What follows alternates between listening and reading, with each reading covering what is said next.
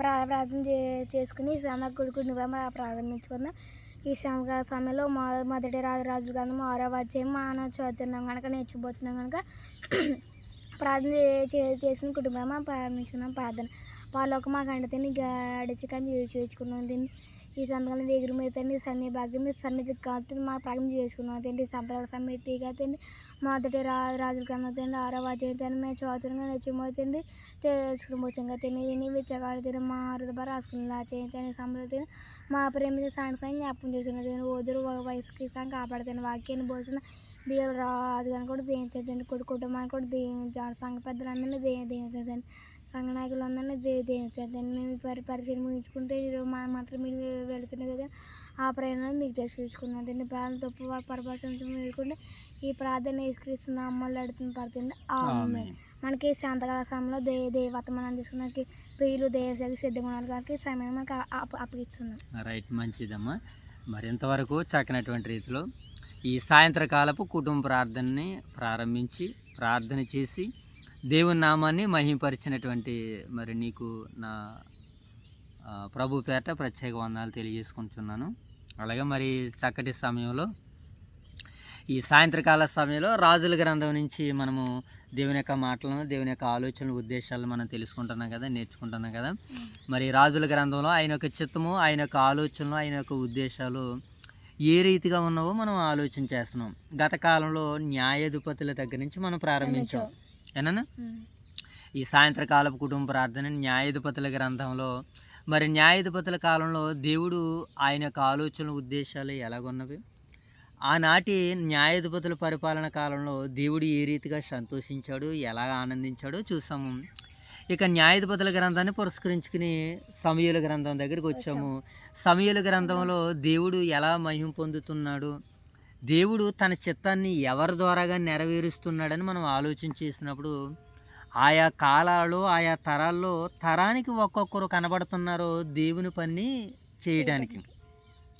ప్రారంభంలో నోవహు గారు ఆ తరంలో చూడగా నీ ఎదుట ఈ తరంలో నువ్వు ఒక్కడవే నీతిమంతుడిగా ఉన్నావు అని నోవహుని చూసి మాట్లాడాడు దేవుడు. అలా దేవుడు ప్రతి తరంలోనూ ప్రతి యుగంలోనూ ఎవరో ఒకరు ఆయన పక్షాన్ని నిలబడేవారు, ఆయన చిత్తాన్ని నెరవేర్చేవారని మనం చూసుకుంటూ వస్తున్నాం. ఓకేనా. ఇలా న్యాయాధిపతులు సమూయేలు గ్రంథాన్ని మనం దాటుకుని వచ్చినప్పుడు సమూయేలు గ్రంథంలో ఒక 3 కుటుంబాలని ఏర్పాటు చేసుకున్నాడని మనం చూసాం. అనేక కుటుంబాలు దైవిక కుటుంబాలే, అయితే ఎక్స్పెషలీ రాజుగా తన పిల్లల్ని పరిపాలించడానికి అధికారిగా ఎన్నుకున్నటువంటి కుటుంబాలని మనం చూసాం.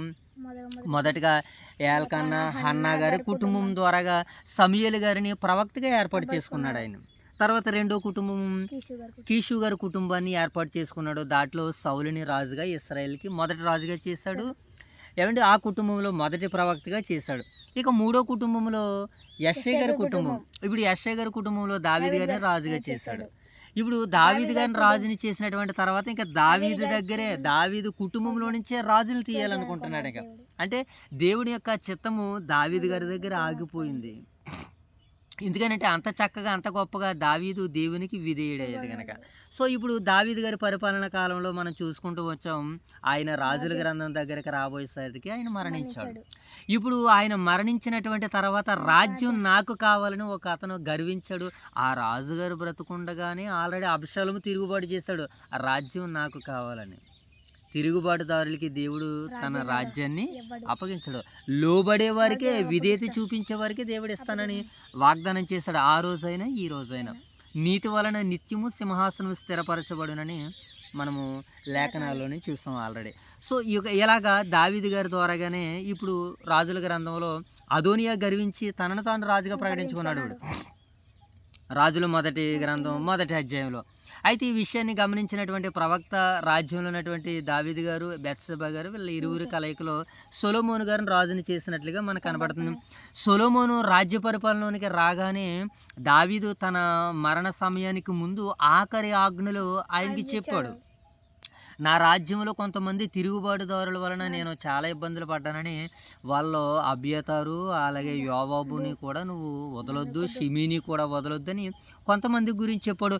అలాగే ఆయన రాజ్యంలో ఆయనకి సహకారులుగా ఉన్నటువంటి వారు బర్జిల్లయి అలాగే ధనవంతులు అనేకులు మరి ఆయన్ని ఆహారంలో ఆయనని ఏమంటే అరణ్యంలో ఆహారాన్ని అందించినటువంటి వారిని జ్ఞాపకం చేసుకున్నాడు, మేలు చేసేవారిని జ్ఞాపకం చేసుకున్నాడు. Very good. అలా జ్ఞాపకం చేసుకుంటూ సొలొమోను గారికి చివరిగా చెప్పేసి ఆయన మరణించాడు. ఈయన రాజ్య పరిపాలనకు వచ్చాడు, ఆయన రాజ్యాన్ని చక్కగా అలమర్చుకున్నాడు. దావీదు ఏంటంటే యోధులతో యుద్ధాలు చేసి విజయాలు చేసి రాజ్యాన్ని కాపాడుకున్నాడు, రాజ్యాన్ని నిలబెట్టాడు, రాజ్యాన్ని స్థాపించాడు. ఇప్పుడు సొలొమోను గారి పరిపాలనకు రాబోయేసరికి ఏం జరిగిందంటే ఇప్పుడు యుద్ధాలు లేవు. ఇప్పుడు సొలొమోను చేయవలసిన పనుల్లో ఏముందంటే ఆ రాజ్యాన్ని కాపాడుకోవాలి, శత్రువు దారిని పడకుండా. రాజ్యంలో ఆయన రాజ్యం పోషింపబడడానికి 12 మంది సంరక్షకులు నియమించాడు. దావీదు తన రాజ్యాన్ని నిలబెట్టడానికి 37 మంది పరాక్రమశాలులు, రాజ్యానికి సంబంధించిన యోధులు పరాక్రమశాలులు కనబడుతుంటే సొలొమోను గారి పరిపాలన కాలంలో యుద్ధాలు లేవు గనక ఇప్పుడు సొలొమోను తన రాజ్యాన్ని కాపాడుకోవడానికి రాజ్యంలో 12 మంది అధికారులను సంరక్షకులను నియమించాడు. సో ఇది మనకు ఆత్మీయంగా ఏ పాఠాన్ని బోధిస్తుందని అంటే ఈరోజు కూడా దావీదు వలె మనం పోరాడాలి. ఈరోజు మనము పాపంతో పోరాడాలి, సాతానుతో పోరాడాలి, నీతితో పోరాడాలి. మనము దేవునికి మహిమకరంగా జీవించాలని ఈ భాగాలు మనకు సెలవిస్తున్నాయి. దావీదు 37 మంది యుద్ధంలో విజయాలు సాధించడానికి పరాక్రమశాలులు ఉంటే సొలొమోను గారి హయాంలో 12 మంది సంరక్షకులు రాజ్యాన్ని కాపాడుకునేటువంటి పనిలో ఉన్నారు, రాజ్యాన్ని పోషించుకునేటువంటి పనిలో ఉన్నారు.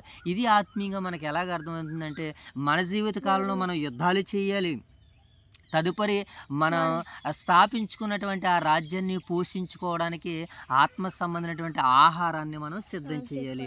ఈ ఆత్మ సంబంధమైనటువంటి ఆహారాన్ని సిద్ధం చేయడానికి సంఘంలో కూడా ఎవరు ఉండాలంటే ఇదిగో 12 మంది సంరక్షకులు అని అనుకున్నాం కదా. ఈరోజు సంఘంలో ఉపదేశకులు, కాపరులు, పెద్దలు, ఏమండి పరిచారకులు, బోధకులు, సేవకులు, ఇలా ఎంతమందితో ప్రతి ఒక్కరూ వాక్యాన్ని సందేశాలని అందించేటువంటి బిడ్డలుగా సంఘాలలో ఎదగాలని ఇవి పోలికలుగా మనకు కనబడతాయి. సో ఈరోజు మనం పాఠంలోనికి వచ్చేసరికి రాజుల 2వ గ్రంథం 1వ గ్రంథంలో 6వ అధ్యాయం మనం చూడబోతున్నాం. ఇప్పుడు 6వ అధ్యాయంలో సొలొమోను గారు దేవాలయ నిర్మాణాన్ని కడుతున్నాడు. ఇప్పుడు ఆల్రెడీ ప్రారంభించేశాడు 6వ అధ్యాయంలో. నిన్న 5వ అధ్యాయంలో ఏం చేశాడు? దీనికి ఆలయానికి కావలసినటువంటి ఆలయానికి కావలసినటువంటి ఉపకరణాలన్నింటినీ సిద్ధం చేసుకున్నాడు. సుమారు 2 లక్షల మంది పనివారిని సిద్ధం చేసుకున్నాడు. ఏమండి కొన్ని అది సరళ వృక్షపు మ్రానులని, దేవదారు మ్రానులని సిద్ధం చేసుకున్నట్లు కనపడింది. హేరాముతో స్నేహం చేశాడు. ఏమంటే ఆల్రెడీ వారి మధ్య స్నేహ సంబంధాలు ఏమంటే బలపడ్డాయి. వారి వీరు కలయికలో ఇప్పుడు దీన్ని కట్టడానికి, యెరూషలేము దేవాలయం కట్టడానికి పూనుకుంటున్నాడు. ఇప్పుడు దేవాలయం కట్టబోతున్నటువంటి సందర్భం. 5వ అధ్యాయంలో మందిరానికి కావలసినటువంటి వనరులన్నీ సిద్ధం చేశాడు. ఇప్పుడు 6వ అధ్యాయంలో మందిరాన్ని కట్టే పనిలో సొలొమోను గారు ఉన్నారు. ఓకేనా?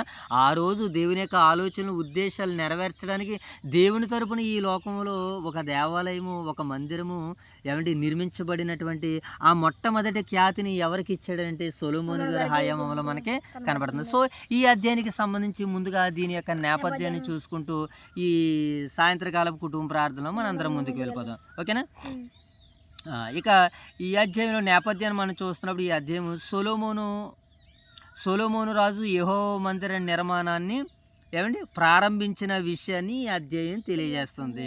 ఓకే, ఇక ఇశ్రాయేలు ఐగుప్తులో బయలుదేరిన 480వ సంవత్సరంలో ఏమండి 6వ అధ్యాయము 1వ వచనంలో మరి మందిరానికి పునాది కట్టడం ప్రారంభిస్తున్నట్లుగా మనకు కనబడుతూ ఉంటుంటుంది. ఓకేనా?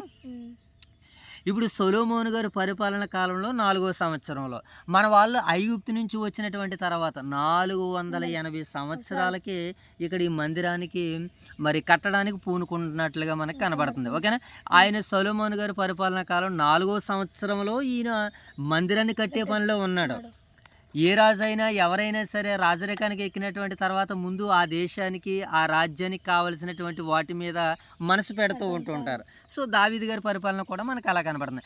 ఇక సొలొమోను గారి పరిపాలన ఇక ఈ అధ్యాయం కూడా దావీదు హృదయంలో ఉన్నటువంటి కోరికను సొలొమోను ద్వారాగా దేవుడు నెరవేర్చుకుంటున్నట్లుగా మనకు కనబడుతుంది. ఇది ఇశ్రాయేలు ఆరాధన కేంద్రంగా ఇది మారినట్లు కనబడుతుందన్నమాట. వేల లక్షల మంది ఆరాధించుకోవడానికి ఒక చక్కటి అందమైనటువంటి సుందరమైనటువంటి దేవాలయాన్ని సొలొమోను గారు నిర్మించినట్లుగా మనకి కనబడుతుంది. ఇక ఈ మందిరంకు ఉన్నటువంటి మరింత సమాచారము మనకి దినవృత్తాంతాల గ్రంథంలో సెలవిస్తూ ఉంటుంటుంది. మరొక పర్యం అక్కడికి వెళ్ళి మనం మరింత సమాచారం నేర్చుకునేటువంటి ప్రయత్నాలు చేద్దాం. సో ఇది ఈ అధ్యాయం యొక్క నేపథ్యం. ఇక ఈ 6వ అధ్యాయంలో రాబడినటువంటి లేఖన భాగాలు మనకి ఎన్ని కనపడుతున్నాయి? సుమారుగా 38 వచనాలు కనబడుతున్నాయి. సో ఈ 38 వచనాలని ఒక టూకీగా ఒక 3 భాగాలుగా మాట్లాడుకునేటువంటి ప్రయత్నాలు చేద్దాం. ఓకేనా? ఇప్పుడు సారాంశంలో మొదటి భాగాన్ని చూద్దాం. దేవాలయ నిర్మాణం ప్రారంభం.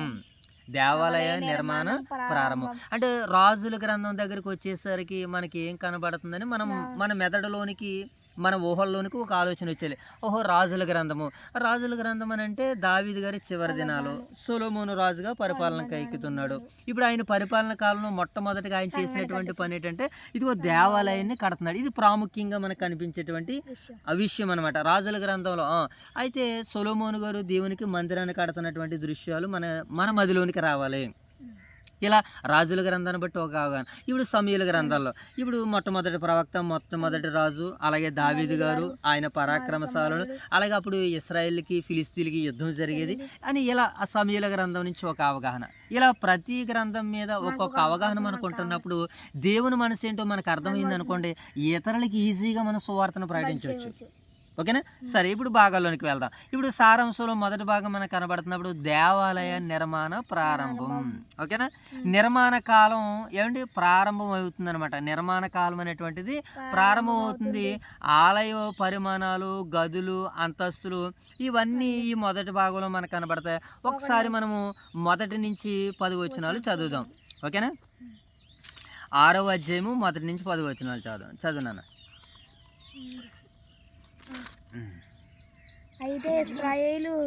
అయితే ఇశ్రాయేలు ఐగుప్తులో నుండి బయలుదేరి వచ్చిన 485వ సంవత్సరమందు అనగా సొలొమోను ఇశ్రాయేలు 4వ సంవత్సరమందు జీఫను 2వ మాసమున అతడు యెహోవా మందిరమును కట్టనారంభించెను. అంటే కట్టడానికి ప్రారంభిస్తున్నాడు 4వ సంవత్సరంలో ఆయన పరిపాలన కాలంలో. ఏమో ఇక మందిరాన్ని కట్టేటువంటి పనులు సొలొమోను గారు ఎన్నో సంవత్సరంలో కడుతున్నాడో చెప్పాడు, ఎన్నో నెలలో పనిని ప్రారంభిస్తున్నాడో చెప్తున్నాడు. ఏనా? ఇప్పుడు ఎంతమందిని పనివారు నియమించాడు అంటే సుమారు 2 లక్షల మందిని ఆ పనికి నియమించినట్లుగా మనం చూస్తున్నాం. సో ఇది మొదటి భాగం. ఇక 3వ వచనాన్ని కూడా మనం చదువుదాం. 2వ వచనం. రాజైన సొలొమోను యెహోవాకు కట్టించిన మందిరమును 20 మూరల పొడుగును, 20 మూరల వెడల్పును, 30 మూరల ఎత్తును గలదై ఉండెను. పరిశుద్ధ స్థలము ఎదుటనున్న ముఖమంటపము మందిరము యొక్క వెడల్పును బట్టి 20 మూరల పొడవును, 10 మూరల మందిరము ముందర అది 10 మూరల వెడల్పు. అతడు మందిరమునకు విచిత్రమైన పనితో చేయబడిన అల్లిక కిటికీలను చేయించెను. మరియు మందిరపు గోడల చుట్టూ గదులు కట్టించెను. మందిరపు గోడలకు, పరిశుద్ధ స్థలమునకును, గర్భాలయమునకును చుట్టూ నలుదిశల అతడు గదులు కట్టించెను. క్రింద అంతస్తు గది 5 మూరల వెడల్పు, మధ్య అంతస్తు గది 6 మూరల వెడల్పు, 3వ అంతస్తు గది 7 మూరల వెడల్పు. ఏలయనగా మందిరపు గోడ లోపల ఆనకుండా మందిరము గోడ చుట్టూ బయటి తట్టున చిమ్మరాళ్ళు ఉండెను. అయితే మందిరము కట్టు సమయమున అది ముందుగా తెచ్చిన రాళ్లతో కట్టబడెను. మందిరము కట్టు స్థలమున సుత్తె, గొడ్డలి మొదలైన ఇనుప పనిముట్ల ధ్వని ఎంత మాత్రమును వినబడలేదు. మధ్య అంతస్తు తలుపు మందిరపు కుడిపార్శ్వమున ఉండెను. మధ్య అంతస్తు గదిలో నుండి 3వ అంతస్తు గదికి ఎక్కుపోవుటకు చుట్టూ మెట్ల చట్రము ఉండెను. ఈ ప్రకారము అతడు మందిరమును కట్టించుట ముగించి మందిరమును దేవదారు దూలములతోనూ పలకలతోనూ కప్పించెను. మరియు మందిరమునకు చుట్టూ గదులను కట్టించును. ఇవి 5 మూరల ఎత్తుగలవై దేవదారు దూలముల చేత మందిరముతో దిట్టముగా సంధించబడెను.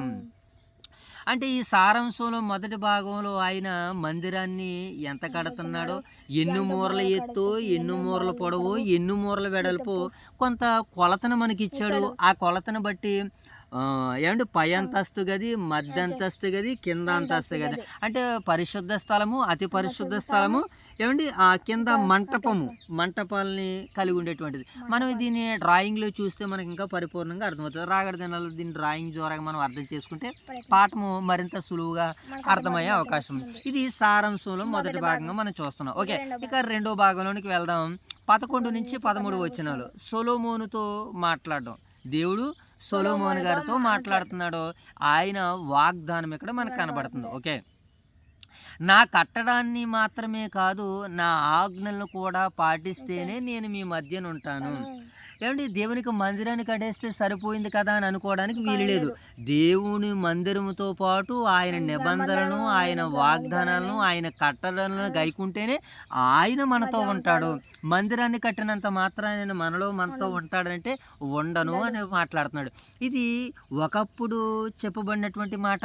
ఇప్పుడు నూతన నిబంధన గ్రంథంలో మనందరితో మాట్లాడుతున్నటువంటి మాట ఏంటి? మనము సజీవమైనటువంటి రాళ్ళ చేత కట్టబడుతున్న ఆత్మ సంబంధమైనటువంటి మందిరంగా ఉన్నామని నూతన నిబంధన గ్రంథం మనకి చట్టాన్ని ఇస్తుంది. ఓకే, ఇప్పుడు 11, 13 వచనాలను మనం చదువుదాం రెండో భాగంలో. అంతలో యెహోవా వాక్కు సొలొమోనుకు ప్రత్యక్షమై ఎలాగూ సెలవిచ్చెను. ఈ దినమందు నీవు కట్టించుచున్నవే, ఈ మందిరమును నీవు కట్టించుచున్నవే, నీవు నా కట్టడలను న్యాయ విధులను అనుసరించి నడుచుకున్నట్లు నేను నియమించిన ఆజ్ఞలనన్నిటినీ గైకొనిన ఎడల నీ తండ్రి అయిన దావీదుతో నేను చేసిన వాగ్దానమును నీ పక్షముగా స్థిరపరిచెదను. నా జనులైన ఇశ్రాయేలును విడిచిపెట్టక నేను వారి మధ్యను నివాసము చేసేదను. అంటే ఇక్కడ సొలొమోను గారితో చెప్తున్నాడు, నా వాగ్దానాలను నేను స్థిరపరుస్తాను, నువ్వు నా న్యాయ విధుల్ని కట్టడం నువ్వు గైకుంటే నా ప్రజల మీద నువ్వు అధికారిగా ఉంటావు, నా స్వాస్థ్యం మీద నువ్వు ఉంటావని చెబుతున్నాడు. అదే కదా అన్నాడు, వారిని విడిచిపెట్టక నేను వారి మధ్య నివాసం చేస్తాను, నా పిల్లలతో నేను ఉంటాను అన్నాడు. అదే కదా, ఇలా ఎంత గొప్పగా ఎంత చక్కగా దేవుడు ఇశ్రాయేల్ ప్రజలను చూసుకుంటే వీళ్ళందరూ కూడా ఏం చేస్తారు? హోషేయ ప్రవక్త ద్వారాగా వీళ్ళందరూ కూడా చెదిరిపోయారు. విగ్రహారాధనని, ఏమంటే బయలారాధనని, ఇతర ఈ సమస్త సృష్టిని అంతటిని సేవించి దేవుణ్ణి దూషించిన వారిగా కనబడుతున్నాడు. అయినా సరే దేవుడు వారిని శిక్షించాడు, మరలా వారి పట్ల జాలి కలిగి ఉన్నాడని మనం ఉదయకాల సమయంలో వినటువంటి వర్తమానం. ఓకే, ఇది సారాంశంలో రెండో భాగంగా మనం మనసులో పెట్టుకుంటే ఇక చివరి భాగాన్ని మనం చూద్దాం. ఏంటి లోపల అలంకరణ 14 నుంచి 38 వచనాలు మనం చూద్దాం. మందిరం యొక్క లోపల అలంకరణ గురించి ఇక్కడ రాయబడింది అనమాట. ఓకేనా, దేవదారు చెక్కలతో లోపల భాగము కమ్ముకోవడము, అలాగే బంగారముతో ఆలయము అలంకరించబడింది. దేనితో అలంకరించబడింది? బంగారంతో అలంకరించబడింది. ఇప్పుడు దొంగలే ఎత్తిపోరు కదా అలాగా. మరి టైటస్ రాజు క్రీస్తు 70వ సంవత్సరంలో మొత్తం బంగారం అంతా గోడలు లాక్కున్నదంతా పట్టుకుని వెళ్ళిపోయాడు. ఇప్పుడు అక్కడ మన యెరూషలేము దేవాలయం లేదు, గోడలు మాత్రమే ఉన్నాయి. అక్కడ కూల్చేసి అక్కడ మసీదుని కట్టారు. ఇప్పుడు ఆ స్థలంలో మసీదుని కట్టారు. అంతకుముందు కొన్నింటిని హేయమైనటువంటి వాటిని అక్కడ పెట్టి ఆ స్థలాన్ని పాడు చేశారు, అపవిత్రం చేశారు. అందుకనే దేవుడు మీరు ఎక్కడికి వెళ్ళవసరం లేదు, మీ హృదయాంతరంగాల్లో నేను ఉంటానని ఆయన వాగ్దానం చేశాడు. సో ఎక్కడ 2-3 కూడి నా నామమును ప్రకటన చేసేదో నేను వారి మధ్యన ఉంటానని అన్నాడు. ఆయన ఆరాధన స్థలం మానవ హృదయాల్లో నివసించాలనుకున్నాడు.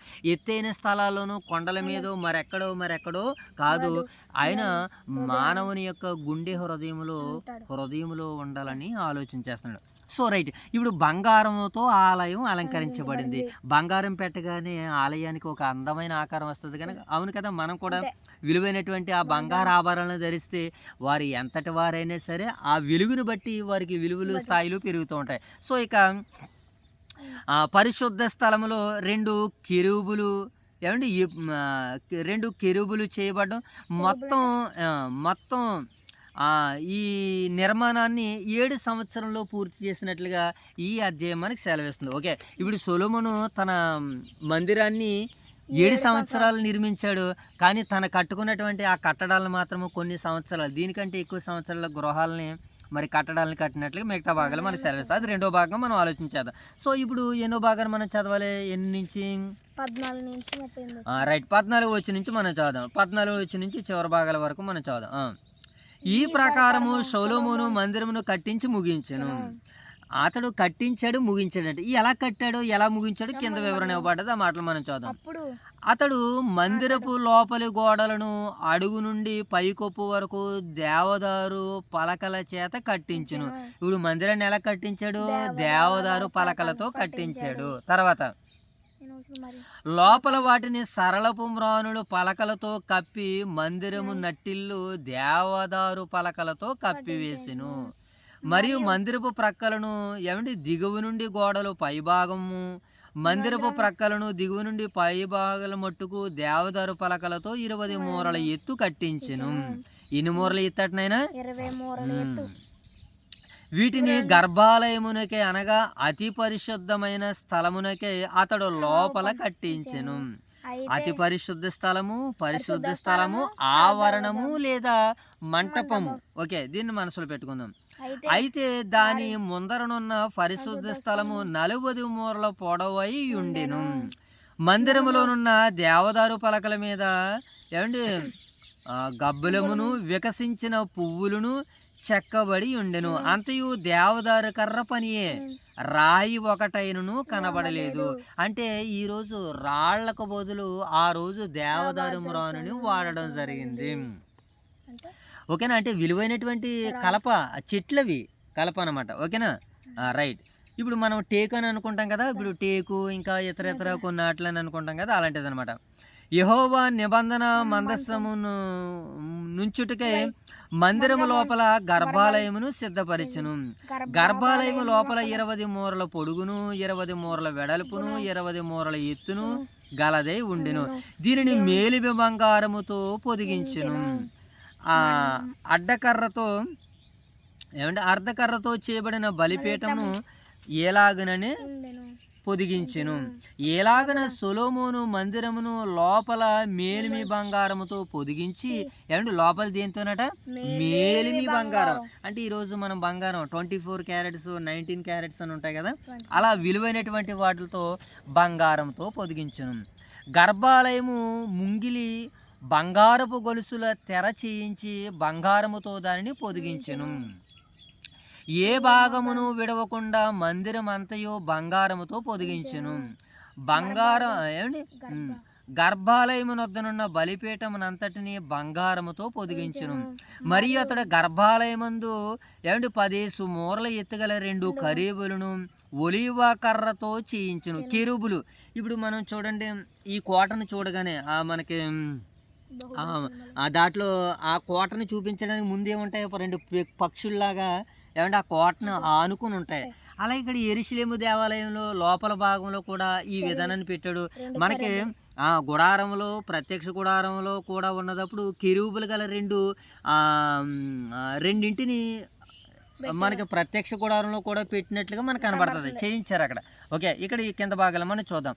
ఒక కెరూబు 10 మూరల ఎత్తు, రెండవ కెరూబులు దాని వలె ఉండెను.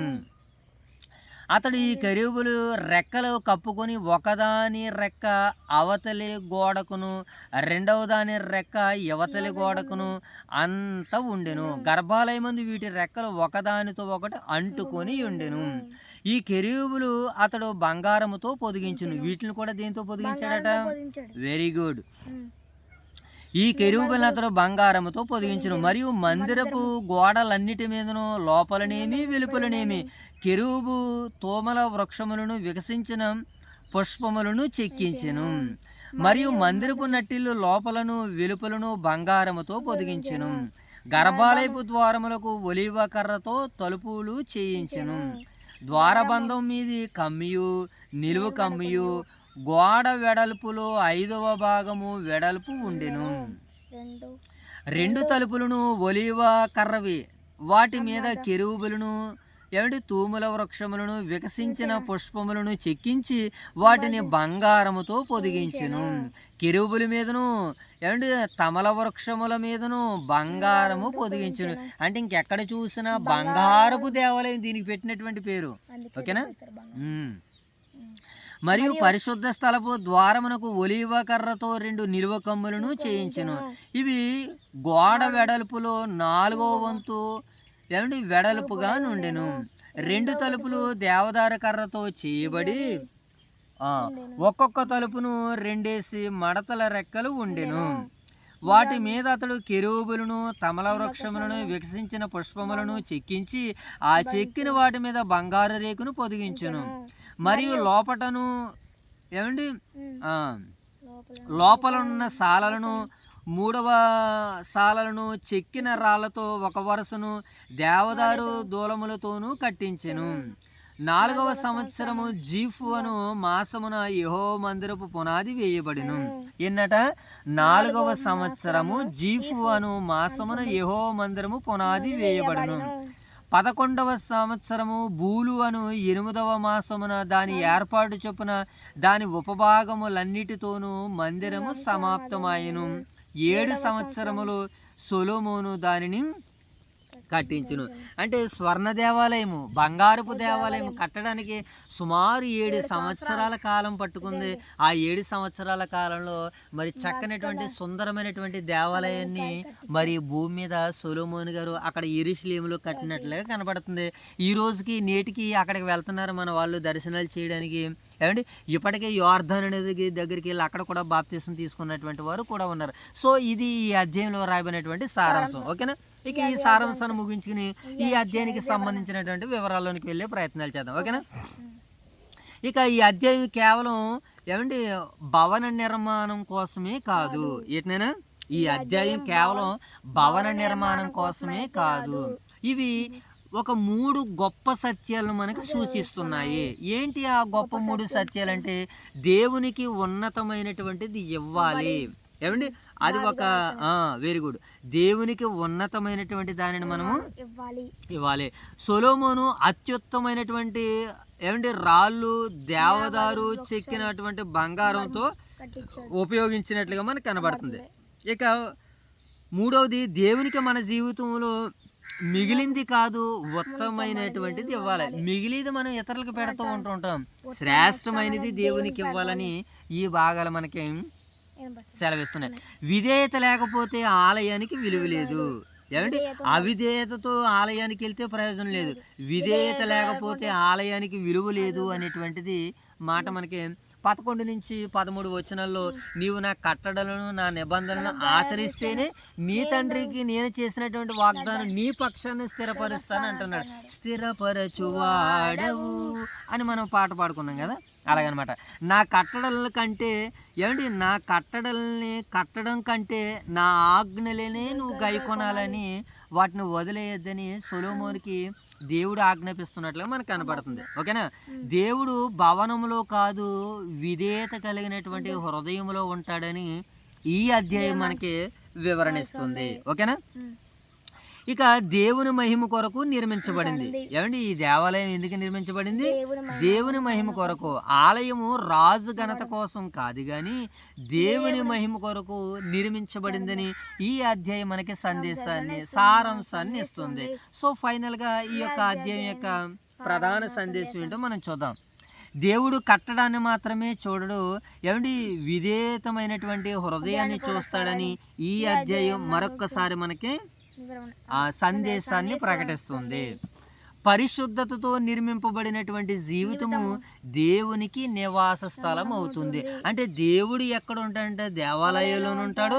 తర్వాత దేవాలయం నుంచి ఇంటికి వచ్చిన తర్వాత వారు ఎవరిలో ఉంటారంటే పరిశుద్ధమైనటువంటి వెరీ గుడ్ దేవునికి నివాస స్థలం అవుతుంది. ఏంటది? పరిశుద్ధతతో నింపబడినటువంటి వారిలోనే ఆయన ఉంటాడు. మరి ఆ అపరిశుద్ధమైనటువంటి వారిలో, అపవిత్రుల్లో ఉండడానంటే ఉండరాయన. ఒక దయ్యము తన ఇంటిని, ఒక మనిషిని వదిలిపెట్టి వెళ్ళిపోయినటువంటి తర్వాత అక్కడెక్కడ తిరిగి చూసిన తర్వాత దానికి ఎక్కడ ఉండకపోయేసరికి మరలా ఎక్కడికి రావాలనుకుంది? నేను ఎక్కడైతే వదిలేసి వచ్చేసినా మరలా అక్కడికే వెళ్ళాలనుకుంది. తన ఇల్లు చక్కగా అమర్చబడి ఉండడం బట్టి అక్కడికి వెళ్ళాలనుకుంది. అంటే దయ్యం వెళ్ళిన కాడ దేవుడు వెళ్తాడా? వెళ్ళడు. దేవుడు ఉన్న కాడ దయ్యం వస్తుందా? రాదు అని ఈ అధ్యాయం మనకి సందేశాన్ని ఇస్తుంది. ఓకేనా? ఇక ముఖ్యమైనటువంటి ఆత్మీయ పాఠాలను మనం చూద్దాం. ఓకేనా? ముఖ్యమైనటువంటి ఆత్మీయ పాఠాలు అంటే దేవుని పనిని దేవుని విధానంలోనే చేయాలి. ఓకేనా. విధేయత లేని ఆరాధన దేవునికి ఇష్టం కాదు అని ఈ అధ్యాయం మనకి ముఖ్యమైనటువంటి పాఠాన్ని బోధిస్తుంది. పరిశుద్ధత దేవుని సన్నిధికి ఆధారం. పరిశుద్ధత ఎట్నైనా దేవుని సన్నిధికి ఆధారం. దేవుని మహిమే ప్రతి సేవ యొక్క లక్ష్యంగా ఉంటుందని ఈ అధ్యాయం మనకు పాఠాన్ని బోధిస్తుంది. ఇక ముగింపు ఏమండి, దేవుని కొరకు నిర్మించిన ఆలయము 1 నుంచి 10 వచనాలు. ఓకేనా, ముగింపులో మనకు జ్ఞాపకం చేసుకున్నాం. దేవుని కొరకు నిర్మించిన ఆలయం 1 నుంచి 10 వచనాలు. ఓకే, ఇక రెండోది దేవుడు కోరిన విధేయత 11 నుంచి 13 వచనాలు. ఏమండి, పరిశుద్ధతతో అలంకరింపబడినటువంటి ఆలయము 14 నుంచి 38 వచనాలు. ఏమండి, అన్వయింపు నేడు దేవుని ఆలయములో రాళ్లతో కట్టిన భవనం కాదు, విశ్వాసుల హృదయాలే ఆలయాలుగా ఉంటాయని చివరి మాట 1 కొరింథీ 3:16 చదువుదాం ఒకసారి. Very good. 1 కొరింథీ 3:16 మీరు దేవుని ఆలయమై ఉన్నారని. ఇప్పుడు దేవుని ఆలయాలు ఎవరు?